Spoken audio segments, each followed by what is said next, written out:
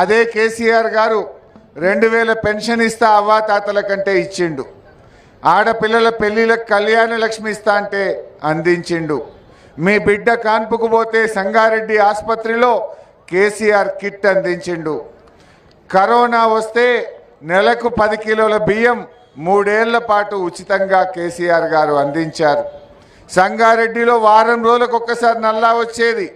మా చింత ప్రభాకర్ అన్న కృషితో 34 కోట్లు ఖర్చు పెట్టి ఇంటింటికి నల్లబెట్టి అక్కా చెల్లెళ్ళ మంచినీళ్ళ కష్టాలు తీర్చింది మన బీఆర్ఎస్ పార్టీ అని మీకు మనవి చేస్తూ ఉన్నా.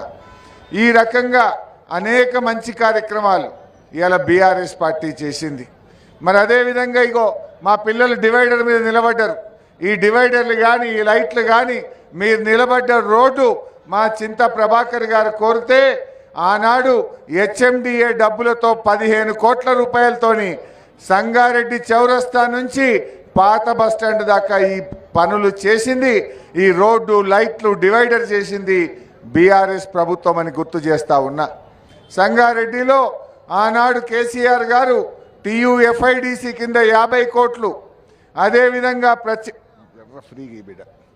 అదేవిధంగా ఒక 25 కోట్ల రూపాయలు ప్రత్యేకమైన గ్రాంట్ తెచ్చి SDF కింద అనేక రోడ్లు డ్రైన్లు ఈ పట్టణ అభివృద్ధి కోసం మేము కృషి చేసిన విషయం తెలుసు.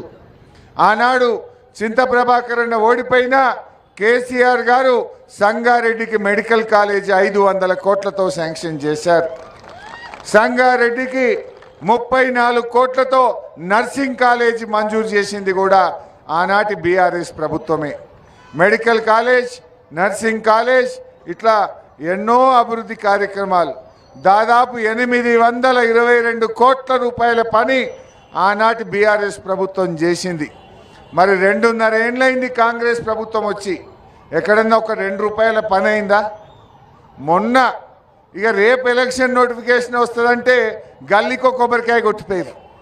దానికి శాంక్షన్ లేదు, టెండర్ లేదు, కాగితం లేదు.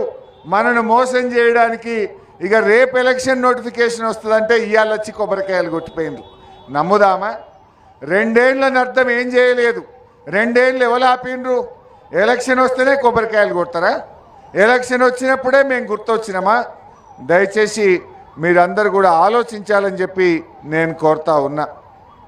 కేసీఆర్ గారు బతుకమ్మ చీరలు ఇచ్చిండు, రంజాన్ తోఫా ఇచ్చిండు, మా యాదవులకు గొర్రెలు ఇచ్చిండు, మా ముదిరాజులకు గంగపుత్రులకు చేప పిల్లలు ఇచ్చిండు.